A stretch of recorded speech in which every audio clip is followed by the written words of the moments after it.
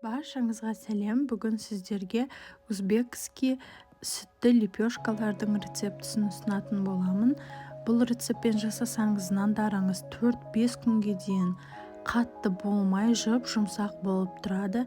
Іші осындай толы, керемет, жұмсақ нан болып шығады.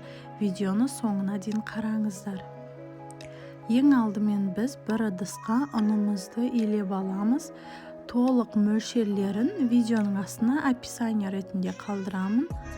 Ұнымызды илеп болған соң үстіне тұз, шекер және қамыр қопсытқыш саламыз.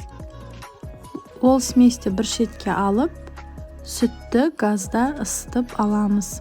Қайнатпай, сәл жылыса болды. Бір ыдысқа сүтіміз бен суымызды араластырамыз.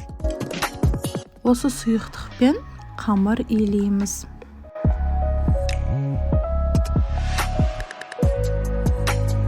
Ең соңында ерітілген сары майды қосып, тағы да қамырымызды илейміз. Сары май толықтай сіңіп кеткеннен кейін бір үстелдің үстінде қамырымызды видеода көрсетілгендей жасаймыз. Дайын қамырымызды бір ыдысқа салып, үстін майлап, 1-2 сағатқа көтерілуге қалдырамыз. Қамырымыз бірнеше есеге ұлғайып көтеріледі. Көтерілген қамырымызды бірнеше бөліктерге бөліп, домалақтап күлше жасаймыз. Күлшелеріміздің үстін майлықпен жауып, тағы 20 минутқа қалдырамыз.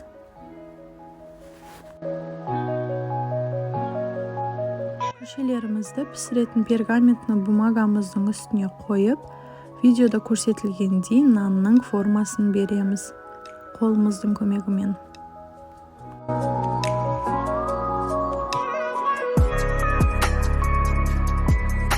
Нанның ортасын шанышқының көмегімен тесіп шығамыз.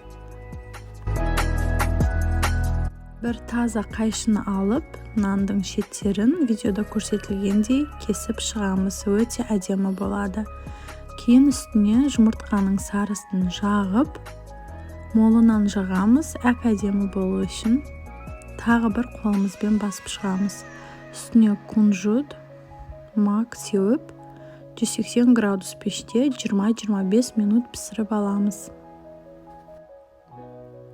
Осымен біздің нандарымыз дайын. Өте дәмді, жұмсақ нан болып шығады. Осы нанның рецептісімен жасасаңыздар, екінші магазиннен нан сатып алмайсыздар. Мен бұған сенімдімін. Видеоға лайк басып, комментарий жазуды және менің каналыма тіркеліп кетуді ұмытпаңыздар. Тағы көптеген күшті видео рецептері болады.